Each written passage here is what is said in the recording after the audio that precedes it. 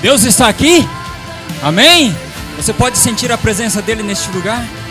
Glória a Deus. Quero convidar você a abrir a sua Bíblia em 2 Reis, capítulo 2.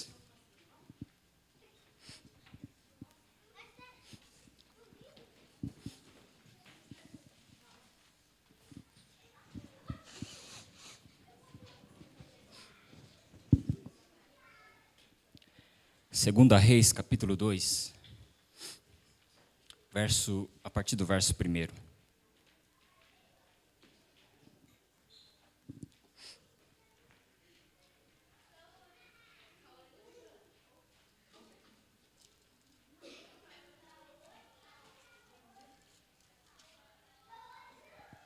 Amém? Todos encontram. Nossa, esvaziou a igreja. O que aconteceu? Foram arrebatados? Foi arrebatada a igreja. A partir do verso 1 diz o seguinte: quando estava o Senhor para tomar Elias ao céu por um redemoinho, Elias partiu de Gilgal em companhia de Eliseu. Disse Elias a Eliseu: fica-te aqui, porque o Senhor me enviou a Betel. Respondeu Eliseu: tão certo como vive o Senhor e vive a tua alma, eu não te deixarei. E assim desceram até Betel. Então os discípulos dos profetas que estavam em Betel saíram ao encontro de Eliseu e lhe disseram: sabes que és o Senhor, hoje tomará o teu Senhor, elevando-o sobre a tua cabeça? Respondeu ele: também eu sei, portanto calai-vos. Disse Elias a Eliseu: fica-te aqui, porque o Senhor me enviou até a Jericó. Porém ele disse: tão certo como vive o Senhor e vive a tua alma, eu não te deixarei. E assim foram até Jericó. Então os discípulos dos profetas que estavam em Jericó se chegaram a Eliseu e lhe disseram: sabes que o Senhor hoje tomará o teu Senhor, elevando-o sobre a tua cabeça? Respondeu ele: também eu sei, portanto calai-vos. Disse-lhe, pois, Elias: fica-te aqui, porque o Senhor me enviou até o Jordão. Mas ele disse: tão certo como vive o Senhor e vive a tua alma, eu não te deixarei. E assim foram ambos juntos para Jericó. Foram 50 homens dos discípulos dos profetas e pararam a certa distância deles. Eles ambos pararam junto ao Jordão. Então Elias tomou o seu manto, enrolou e o feriu as águas, as quais se dividiram para os dois lados, e passaram ambos a seco. Havendo eles passado, Elias disse a Eliseu: pede-me que eu te faça, antes que seja tomado de ti. Disse Eliseu: peço-te que me toque por herança, por porção dobrada do teu espírito. Tornou-lhe Elias: dura coisa pediste. Todavia, se me vires quando for tomado de ti, assim te fará. Porém, se não me vires, não se fará. Indo eles andando e falando, eis que um carro de fogo, com cavalos de fogo, os separou um do outro, e Elias subiu ao céu num redemoinho. O que vendo Eliseu clamou: meu pai, carros de Israel e seus cavaleiros, e nunca mais o viu. E tomando as suas vestes, rasgou em duas partes. Então levantou o manto que Elias lhe deixara cair, e voltando-se, pôs-se à borda do Jordão. Tomou o manto que Elias lhe deixara cair, feriu as águas e disse: onde está o teu Senhor, Deus de Elias? Quando feriu ele as águas, elas se dividiram para um e para o outro lado, e Eliseu passou. Vendo, pois, os discípulos dos profetas que estavam defronte em Jericó, disseram: o espírito de Elias repousa sobre Eliseu. Vieram-lhe ao encontro e se prostraram diante dele em terra. Amém? Até aqui. Pai, nós queremos mais uma vez apresentar a nossa vida diante do Senhor. Espírito de Deus, ministra nossa vida, ministra nosso coração. Que a Tua palavra tenha liberdade, ó Deus, nessa noite para ministrar a nossa vida, Senhor. Que cada um que adentrou a este lugar, Senhor, possa sair transformado, Senhor, através da Tua santa e poderosa palavra, em nome de Jesus. Amém. Queridos, o cristianismo, antes de tudo, ele é um chamado ao discipulado. Não existe cristianismo verdadeiro, genuíno, sem haver discipulado. Jesus mesmo dizia: se alguém quiser vir após mim, tem que fazer o quê? Negue-se a si mesmo. Tome cada dia a sua cruz e siga-me. Discipulado de Jesus tem a ver com renúncia. Discipulado de Jesus tem a ver com cruz. Discipulado de Jesus tem a ver com entrega. Discipulado de Jesus tem a ver com sacrifício. Amém? E nessa noite eu gostaria de meditar na história desse homem, desse profeta Eliseu, profeta Elias. Elias, quando nós olhamos para a história de Elias, para a vida de Elias, a Bíblia, você não vai encontrar nada ou quase nada a respeito dos seus pais. Quem foram seus pais, os pais do profeta Elias? Não diz, a Bíblia não narra. Porém, nós podemos concluir que os seus pais, eles foram corajosos o bastante, porque naquela época que Elias vivia, que seus pais viviam, era uma época de pura idolatria, era uma época de satanismo, era uma época de escuridão espiritual. A escuridão espiritual, ela dominava a nação. E quando nós olhamos para a história de Elias, né, e quando a mãe de Elias, né, quando a esposa do seu marido, ela ficou grávida, eles decidiram colocar o nome de Elias. O que significa Elias, Sadal? Significa só o Senhor é Deus. Só o Senhor é Deus. Numa época em que o palácio, o governo, né, eles tinham seus 450 profetas, eles proclamavam o baalismo, né, eles declaravam, eles proclamavam, eles espalhavam, né, a adoração a Baal. E tinham como os seus reis, né? Tinha o rei Acabe, tinha a Jezabel, a sua esposa. Eles sustentavam todos esses profetas para promoverem a idolatria naquela nação. E quando nós olhamos para a história de Elias, ele se torna um homem feito. Ele então vai até Acabe e ele suspendeu a chuva durante 3 anos e 6 meses. Quando Elias começou a ser usado por Deus, ele começa a fazer grandes coisas pelo nome do Senhor. Depois ele vem e ora e o fogo cai sobre aquele altar encharcado de água. Ele ora depois e a chuva volta a cair novamente. Elias viveu um ministério de muitos milagres, de muitos sinais sobrenaturais. Quando nós olhamos para a vida de Elias, nós podemos ver isso na vida dele claramente. Mas agora ele se sente que está chegando a hora dele sair de cena. Ele sente que chegou o momento dele passar o seu cajado para outro. Na verdade, ele achou que o seu ministério, né, falando de Elias, dele já havia acabado há muito tempo atrás. Quando ele foge, quando ele sofre uma ameaça de Jezabel, ele foge, ele se esconde em uma caverna no Monte Horebe. Deus vem e restaura ele, levanta ele, fala com ele novamente, coloca ele de pé novamente e dá 3 missões para Elias, as últimas 3 missões para Elias. Disse para Elias: Elias, a primeira coisa que você vai fazer, você vai sair, você vai encontrar um discípulo, você vai discipular alguém que possa ocupar o seu lugar, alguém que possa dar continuidade a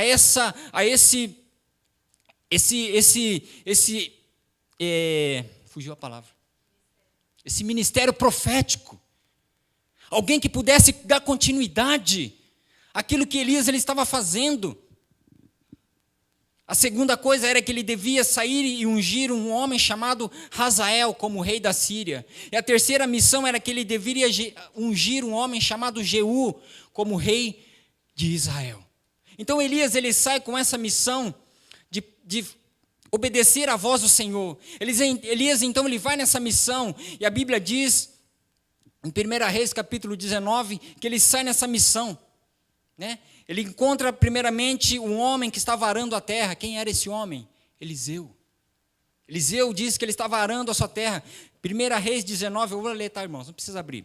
1 Reis 19, 21 diz o seguinte: Partiu, pois, Elias dali e achou Eliseu, filho de Safate, que andava lavrando com 12 juntas de bois adiante dele. E ele estava com a 12ª, ou com a 12ª. E Elias passou por ele e lançou a sua capa sobre ele. Então deixou ele os bois e correu após Elias. E disse: Deixa-me beijar o meu pai e minha mãe primeiro, e então te seguirei. E ele disse: Vai e volta, pois que te fiz eu?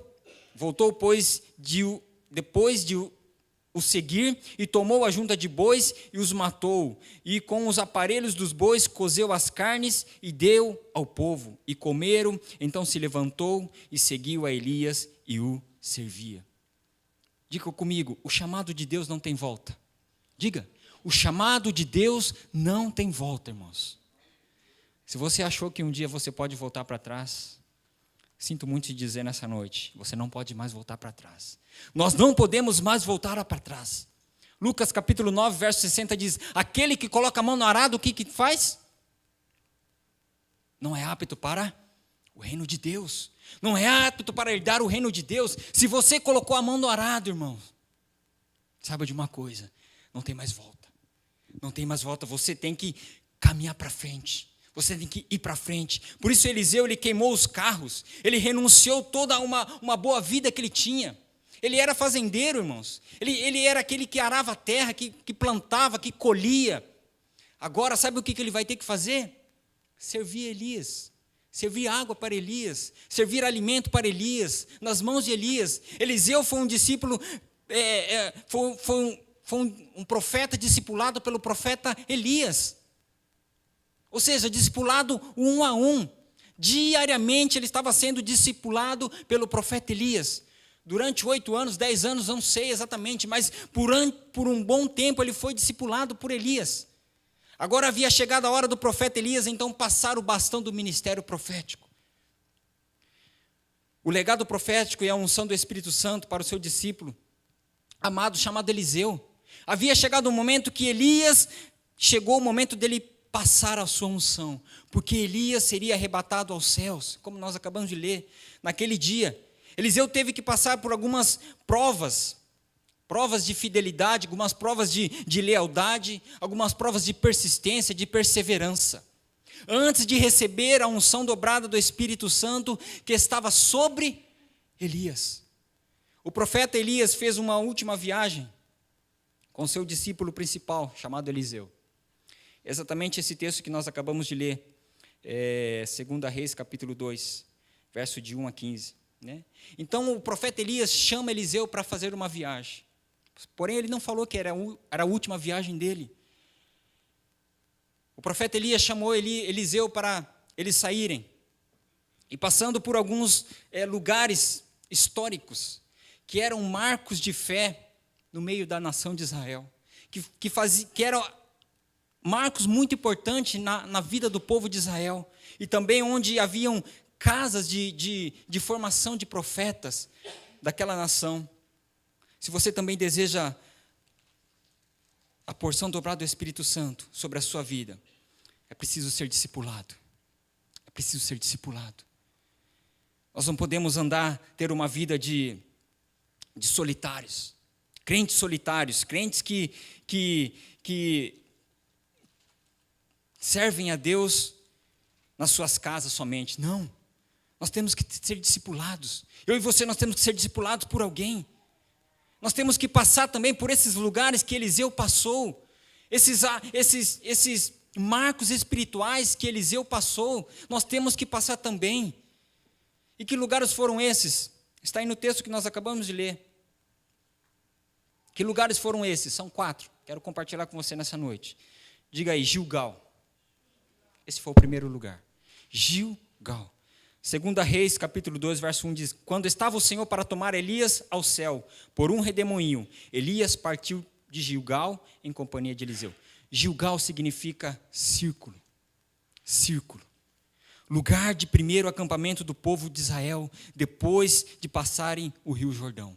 Gilgal foi o lugar onde o povo de Israel acampou, logo depois de eles passarem o rio Jordão.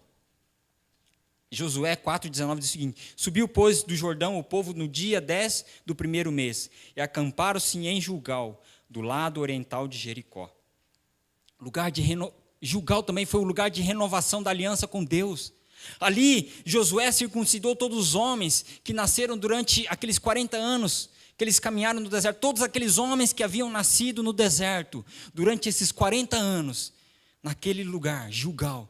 Ali, Josué circuncidou todos os homens. A aliança de Deus foi renovada. A circuncisão era uma cirurgia de fimose. Ei, homens, era uma cirurgia de fimose.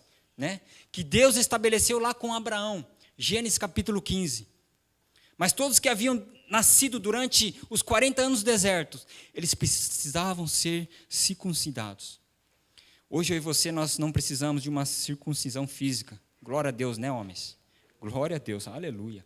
Mas a cirurgia que nós precisamos hoje é a circuncisão do nosso coração.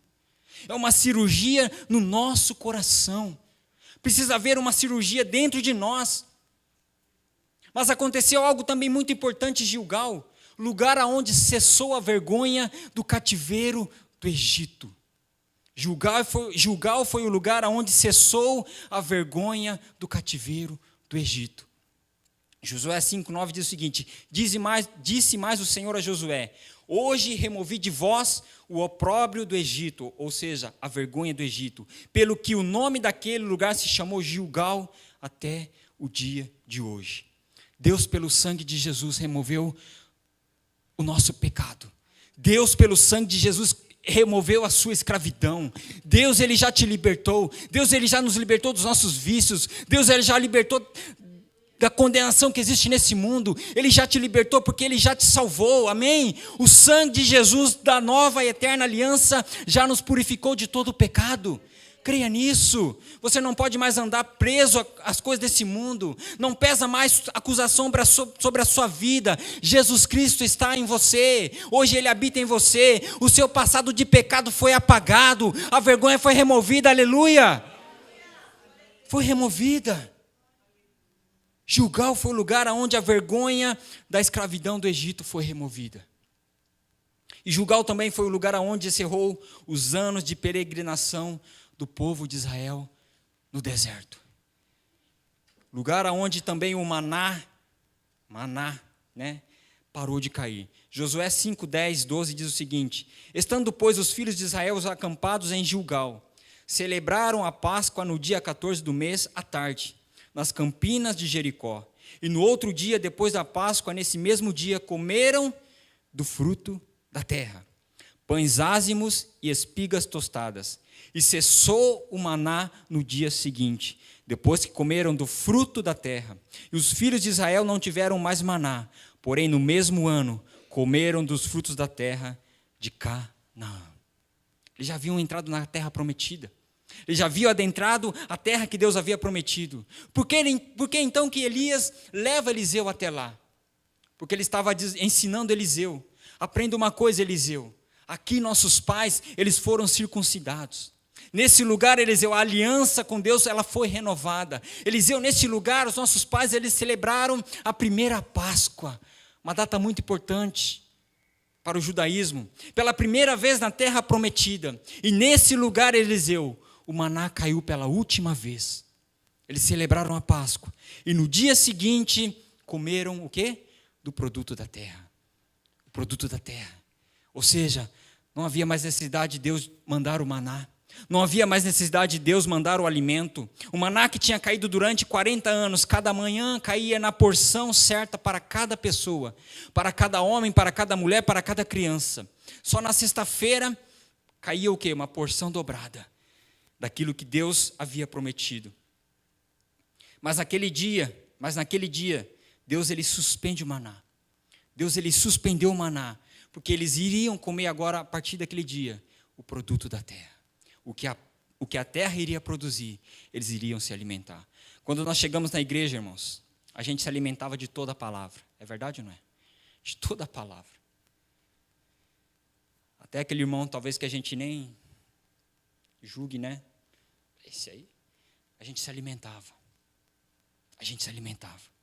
Mas aí vai passando o tempo. A gente vai achando a palavra chata. A gente vai achando que essa palavra não é para mim. A gente vai achando que o louvor está chato, que o louvor está... A gente vai achando que o culto está longo demais, que a palavra está longa demais. Sabe por quê? Porque você não está fazendo algo para se esvaziar daquilo que você recebeu. Para que Deus possa o quê? Receber, para que você possa receber mais de Deus. Nós não estamos esvaziando. E tudo aquilo que está cheio precisa ser esvaziado. Precisa ser renovado. Lugar de Gilgal foi o lugar onde Deus, a arca da aliança, ela pernetou todas as noites, depois de rodear a cidade de Jericó. Primeiro foi o quê? Primeiro lugar foi Gilgal. O segundo, foi aí que você leu aí, Betel. 2 Reis 2:2 diz o seguinte: disse Elias a Eliseu: fica-te aqui, porque o Senhor me enviou a Betel. O que significa Betel? Todos sabem, hein? Casa de Deus. Betel significa casa de Deus. Lugar onde Abraão ele armou a sua tenda. Betel foi o lugar onde, pela primeira vez, Abraão ele edificou um altar ao Senhor, na terra de Canaã. Diz assim, em Gênesis 12: e moveu-se dali para a montanha do lado oriental de Betel, e armou a sua tenda, tendo Betel a ocidente e Ai a oriente. E edificou ali um altar ao Senhor, e invocou o nome do Senhor. Porque lá se tornou casa de Deus. Porque lá foi o primeiro lugar que Abraão ele levantou um altar ao Senhor. E aonde alguém levantar um altar ao Senhor, esse lugar se torna a casa de Deus. Onde você levantar um altar, esse lugar se torna a casa de Deus. Você é um altar de Deus. Você é a casa de Deus. Lugar onde Jacó teve a visão de uma escada. Betel foi o lugar onde Jacó ele teve uma visão de uma escada, né, que ligava a terra ao céu, por onde os anjos do Senhor subiam e desciam. Gênesis 28:10 diz o seguinte: partiu Jacó de Berseba e seguiu para Harã. Tendo chegado a certo lugar, ali passou a noite, pois já era sol posto. Tomou uma das pedras do lugar, fez-la como um travesseiro, e se deitou ali mesmo para dormir. E sonhou: eis posta na terra uma escada cujo topo atingia os céus, e os anjos de Deus subiam e desciam por ela. Perto dele estava o Senhor, e disse: eu sou o Senhor, o Deus de Abraão teu pai, e Deus de Isaque. Betel é lugar de ouvir a Deus. Betel não é somente o lugar de ouvir a Deus, mas de ver a Deus. De ver a Deus. Deus estava fazendo muitas promessas para Jacó. Deus estava falando muitas promessas para Jacó. Deus estava dando aquela visão, aquele sonho para Jacó, porque estava prometendo algo para Jacó. E nesse tempo aqui, irmãos, Jacó não era bonzinho como eu e você, não. Jacó não estava convertido ainda, não. Quem era Jacó? Quem que era Jacó? Quem foi Jacó? Enganador, mentiroso, mas ele está diante de Deus. Ele está diante de Deus. Deus estava dizendo: Jacó, eu serei contigo. Jacó, eu te guardarei. Jacó, eu vou estar com você. Eu vou cumprir o meu propósito na sua vida, Jacó. E aí Jacó ele se desperta e diz: o Senhor está neste lugar. Casa de Deus. Quero dizer algo para você, líder de célula. Nós temos orado por você, para que a sua casa seja um lugar da glória de Deus, que venha sobre aquele lugar, sobre aquela casa, porque vocês são Betel, nós somos Betel, nós somos casa de Deus, céus abertos para aquele lugar, lugar de cura, lugar de libertação, lugar de salvação. Diga: minha casa é Betel. Diga: minha casa é Betel, é casa de Deus, onde anjos sobem e descem. Creia nisso, amém? A sua casa é lugar de céus abertos, a sua casa é lugar de transformação, lugar de encontro face a face com Deus. Gênesis 35:1 diz o seguinte: depois disse Deus a Jacó: levanta-te, sobe a Betel e habita ali, e faze ali um altar ao Deus que te apareceu. E apareceu Deus outra vez a Jacó vindo de Padã Arã, e abençoou. E depois subiu dele do lugar onde falara com ele. Betel é o lugar onde nós temos que levar a família para adorar. Nós temos que levar a família para adorar. Adorar a quem? Adorar a Deus. Adorar ao Senhor. Diz o seguinte, Gênesis 35:2-3. Então disse Jacó à família, e a todos os que... Agora estava convertido, irmãos, tá bom? Então disse Jacó à sua família, e a todos os que com ele estavam: tirai os deuses estranhos que há no meio de vós, e purificai-vos, e mudai as vossas vestes. Por isso é importante você tomar banho e vir para a igreja, tá, irmão? Brincadeira.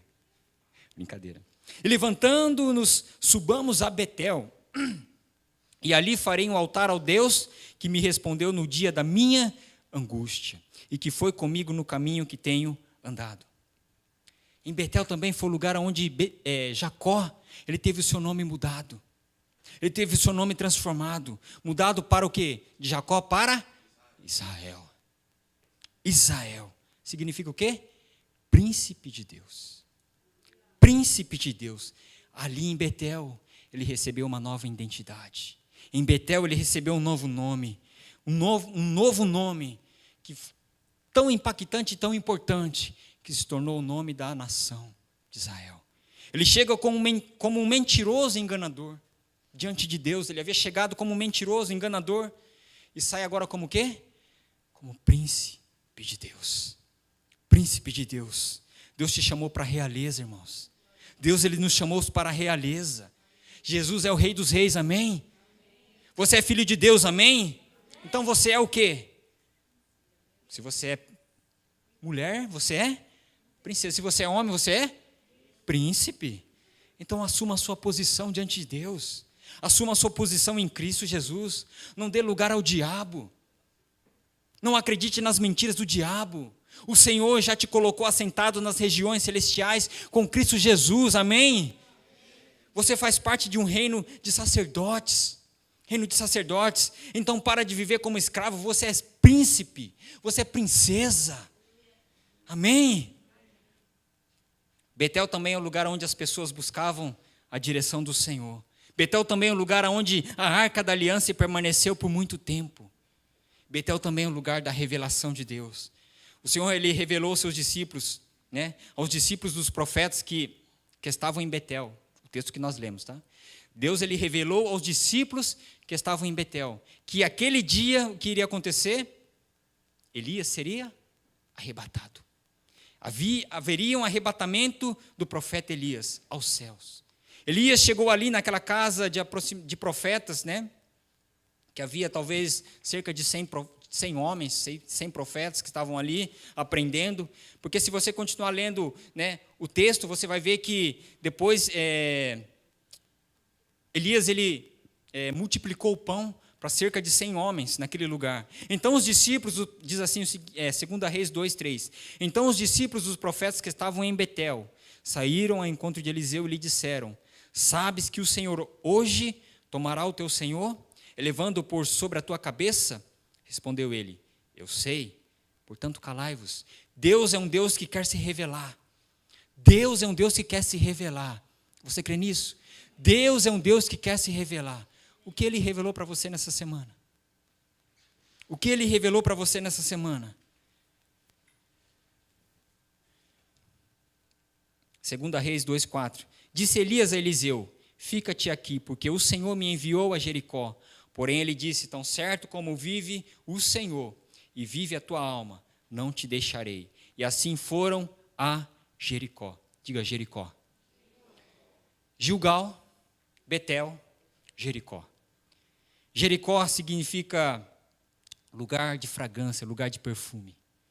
Jericó é o lugar onde nós conhecemos, né, pelo menos muitos de nós conhecemos como lugar de batalhas.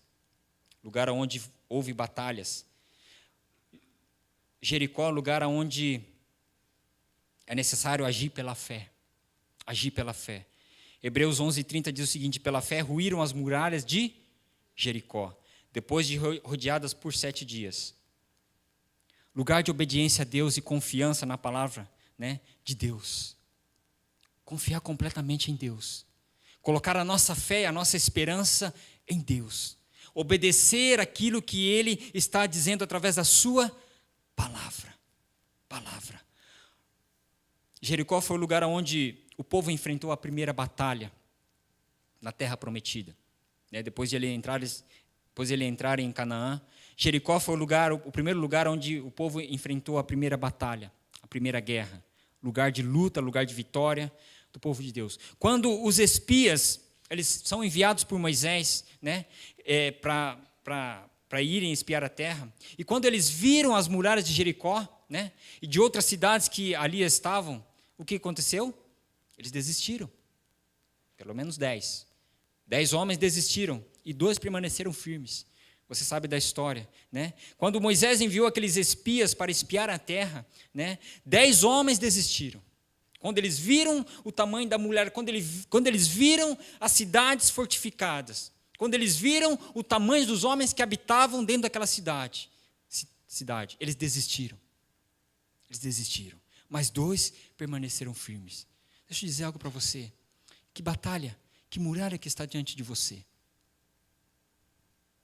Que Jericó está diante de nós. Onde seus olhos têm fixado? Será que são nas muralhas? Será que são nas cidades fortificadas? Será que são nos problemas, as dificuldades? Será que são nas muralhas, nos gigantes? Onde estão os nossos olhos? Se nós queremos ter uma unção dobrada como Eliseu, nós teremos que ter uma atitude de tirar os nossos olhos das muralhas, tirar os nossos olhos dos problemas e colocar os nossos olhos em Jesus. Em Jesus, lugar onde as mulheres da cidade caíram, porque Deus estava trabalhando em favor do seu povo. Deus está trabalhando em favor de você. Deus está trabalhando em favor de você, creia nisso. Não existe muralhas maior que o nosso Deus. Não existe problema, dificuldade maior que o nosso Deus. Ele é maior. Nós temos que tirar os nossos olhos das muralhas. A primeira batalha espiritual é na nossa mente. A primeira batalha que acontece na nossa vida, no nosso ser, é na nossa mente. Ela acontece na nossa mente. Não é aqui fora. Não é aqui fora, no nosso visível. É aqui na nossa mente. Nós temos que destruir as fortalezas espirituais da nossa mente. Temos que destruir tudo. Paulo diz em 2 Coríntios 10, 3, 5, porque andando na carne não militamos segundo a carne, porque as armas da nossa milícia não são carnais, mas sim poderosas em Deus para o quê? Destruição das fortalezas, destruindo os conselhos e toda altivez que se levanta contra o conhecimento de Deus, e levando cativo todo entendimento à obediência de Cristo. Obediência de Cristo. Muitas vezes nós temos que enfrentar batalhas espirituais nas regiões celestiais. Nossa batalha, Paulo mesmo disse, inspirado por Deus, que a nossa batalha não é contra a carne e contra o sangue, mas contra o quê? Contra os principados, contra as potestades. Não é contra a carne ou contra o sangue, não é contra o seu amigo, sua amiga, não é contra o seu esposo ou sua esposa, não é contra os seus filhos, mas são contra o quê? Contra as potestades das regiões celestiais. Essa é a nossa batalha, essa é a nossa luta. E Paulo diz que nós, para vencermos essas batalhas, nós precisamos estar revestidos do quê? De toda a armadura de Deus. De toda a armadura de Deus. O Senhor Deus revelou aos seus discípulos, os profetas de Jericó, que ali estavam, o dia que seria o arrebatamento do profeta Elias. Todos eles receberam essa revelação, porque Deus revelou a eles. Deus falou com eles. Deixa eu dizer algo para você. A nossa batalha não é nessa terra. A nossa batalha não é contra aquele que está diante de você, mas é aquele que está por trás dele. É aquele que você não vê, mas você sabe que existe uma batalha. Nós sabemos que existe uma guerra. A nossa guerra não é carnal, a nossa guerra é espiritual. Temos que estar preparados para as batalhas que estão diante de nós. Se você estiver preparado, Deus vai te dar a vitória. As muralhas naquele dia caíram. As muralhas de Jericó caíram. Caíram todas, porque Deus estava com o povo. 2 Reis 2,5 diz o seguinte: então os discípulos dos profetas que estavam em Jericó se chegaram a Eliseu e lhe disseram: sabes que o Senhor hoje tomará o teu senhor, elevando por sobre a tua cabeça? Respondeu ele: também o sei, calai-vos. Quarto lugar, diga comigo, Jordão. Jordão. 2 Reis 2,6 diz o seguinte: Elias disse: fica-te aqui, porque o Senhor me enviou ao Jordão. Mas ele disse: vive o Senhor e vive a tua alma, porque não te deixarei. Assim ambos foram juntos. Jordão significa o que desce. O que desce. Jordão foi o lugar da grande visão. Deus deu uma grande visão. Dali o o povo contemplou a terra prometida. Do Jordão, a terra prometida, eles viram a terra prometida, eles viram a terra que manava leite e mel. Daquele lugar, foi o lugar onde o povo atravessou o Jordão para entrar na terra da promessa. Aquele lugar foi o lugar onde o povo entrou na terra prometida.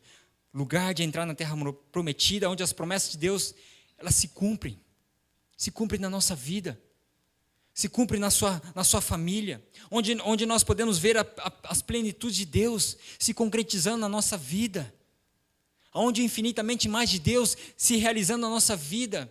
Lugar onde Elias foi arrebatado aos céus. Aquele foi o último lugar onde Elias foi arrebatado aos céus. Jordão. Vou correr, tá, irmãos? Fica tranquilo aí que vai dar tudo certo. 2 Reis 2:11 diz o seguinte: indo eles andando e falando, eis que um carro de fogo com cavalos de fogo os separou um do outro. E Elias subiu ao céu num redemoinho. Aquele lugar, Jordão, foi o lugar onde Eliseu recebeu a unção dobrada do Espírito, do Senhor, que estava sobre Elias. Esse é o texto que nós lemos, que está em 2 Reis, de 9 a 15. Jordão, naquele lugar, foi o lugar onde Eliseu realmente ele assumiu o ministério profético deixado pelo profeta Elias. Agora, qual é o propósito da unção dobrada? Talvez você não prestou muita atenção no que eu falei até agora, mas é importante que você ouça a partir de agora. Qual o propósito da unção dobrada? O objetivo da unção dobrada do Espírito Santo sobre eu, sobre você, sobre os discípulos de Cristo, nada mais é a garantia da continuidade do ministério que Jesus veio implantar nessa terra, do reino de Deus. É a continuidade do ministério de Jesus na terra. Antes de missão, vem a unção. Antes da missão, vem a unção. Não existe missão bem-sucedida para Deus sem a unção do Espírito Santo na nossa vida. Ouça isso. Antes da missão, vem a unção. Unção de quem? Unção de Deus. Não existe uma missão que seja bem-sucedida se não houver a unção do Espírito Santo na nossa vida. Jesus, ele transferiu a unção do Espírito Santo que estava sobre ele para os seus discípulos. Foi isso que Jesus fez. Jesus, ele não tinha a unção do Espírito sobre ele, e ele, depois que morreu, ele ressuscitou, ele não levou para ele, mas ele entregou aos seus discípulos, ele deu aos discípulos. Quando o Senhor Deus, ele nos dá um trabalho para realizar, ele nos capacita com a unção do Espírito Santo. Amém? Foi assim com todos os patriarcas, foi assim com todos os libertadores da nação de Israel, foi assim com todos os juízes, com todos os reis, os profetas, os apóstolos.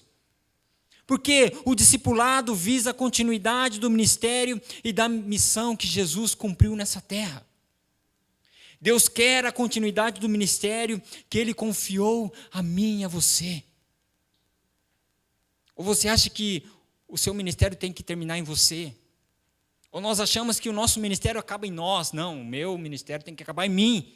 Ninguém vai... Não, tem que continuar.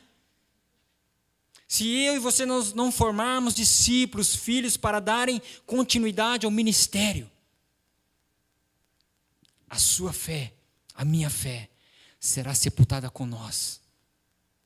Aqui não vai ser sepultado, aqui vai ser cremado. Vai ser queimada.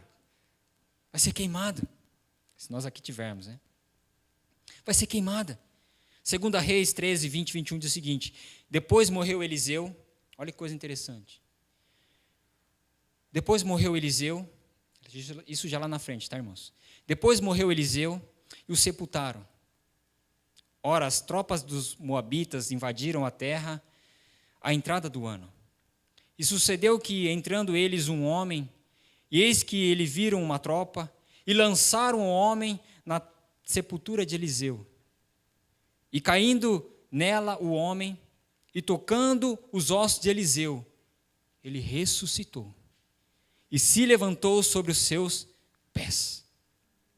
Talvez a gente olhe para esse texto, irmãos, a gente fala, Aleluia! Glória a Deus! Que unção! Pode ser. Pode até ser.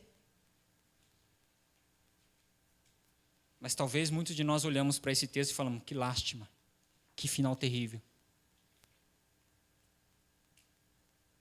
Por quê? Porque parou em Eliseu. Parou em Eliseu. Estava sepultado com ele naquele buraco, naquela sepultura. Eliseu, ele não levantou, ele não formou outro discípulo. Você está entendendo? Está entendendo? Ele não deu continuidade ao ministério profético. Ele não continuou.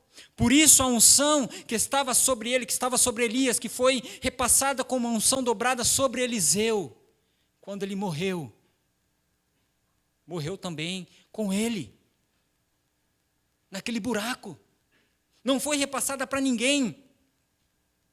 Por isso a importância de nós darmos continuidade. Por isso a unção que está sobre você não pode morrer em você. Por isso a importância de nós formarmos discípulos. Por isso a importância de você discipular, de você formar discípulos, filhos, para o reino de Deus. Porque através dos discipulados, aqueles que são formados, eles irão continuar.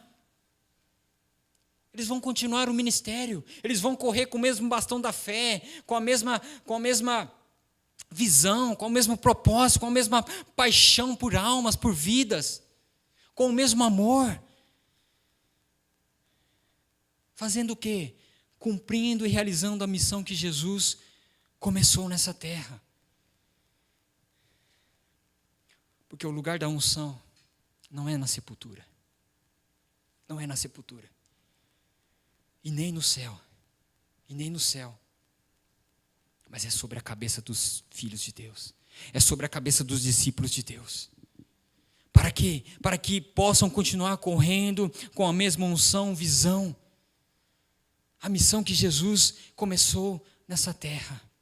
Amém? Jesus, ele fez exatamente isso. Como eu disse antes, Jesus, ele não levou para si a unção que estava sobre ele.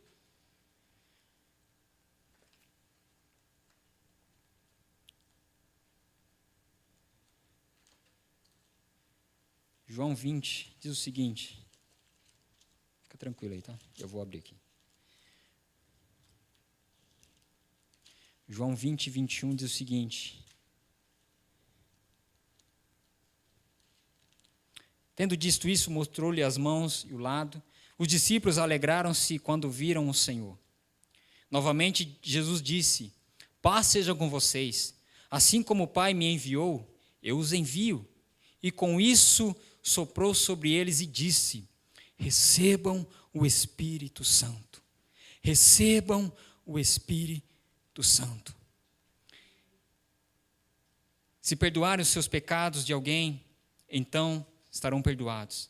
Se não os perdoarem, não estarão perdoados. Recebam. Jesus, ele soprou. Jesus aqui já estava ressurreto, irmãos. Jesus havia reaparecido aos discípulos. Depois da ressurreição, Jesus apareceu aos discípulos.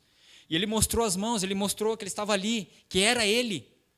E ele saudou eles, paz sejam com vocês. E ele soprou sobre eles o Espírito. Ele soprou sobre eles a unção que estava sobre Jesus. Ou seja, Jesus deu continuidade. Eu e você, nós temos que continuar.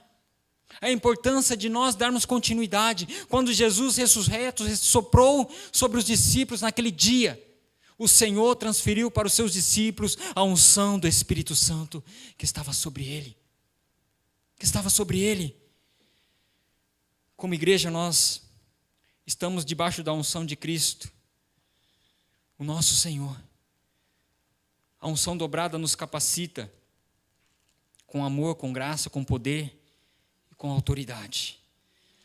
E essa unção que o Senhor deseja revelar e entregar para cada um de nós. E nessa noite é noite de nós orarmos, de nós nos colocarmos diante de Deus e dizer, Deus, eu estou aqui, eis-me aqui porque eu não quero que a unção que está sobre mim, ela pare sobre mim. mas que eu possa dar continuidade. Que através de mim, Senhor, eu possa dar continuidade nesse ministério. Que através de mim, Senhor, eu possa levantar discípulos, não como Eliseu. A unção que estava sobre ele, parou sobre ele. Ele não levantou discípulos. Ele não levantou outro profeta. Morreu com ele. Mas que eu e você, nessa noite, nós possamos dizer que essa unção que está sobre nós, possamos levar até a consumação dos dias, até quando mais não houver fôlego de vida em nós, mas que possamos até lá ter levantado outros discípulos e repassar a unção que está sobre nós. Amém? Quero orar com você. Por favor, se coloque de pé.